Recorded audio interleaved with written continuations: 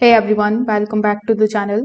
So in today's video, I'm going to show you exactly how to add your HID mobile access card to your Apple Wallet in 2026. So before anything, you need to first of all verify the compatibility. Your organization must use HID mobile access with wallet support enabled. You can't manually scan or add a physical HID card.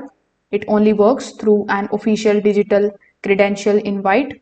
Also, you need to check your iPhone access or newer with NFC, iOS 17 or later is installed, and your region and the organization policy allow wallet access. If these conditions aren't met, the option won't appear.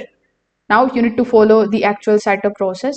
For that, you need to simply open the email or the SMS which is sent by your company or by building admin. Then you need to look for a link like activate mobile access, or you will also see the option of add to wallet. Now, when you tap on the link on your iPhone, it will open the HID setup page or the app. So you need to simply follow the prompts and then tap on the option of add to Apple Wallet when you see that. Afterwards, you just have to basically authenticate it using your Face ID, Touch ID, or passcode.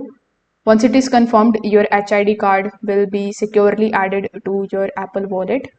So if this video helped you out, make sure that you like this video and subscribe to the channel. Thanks for watching.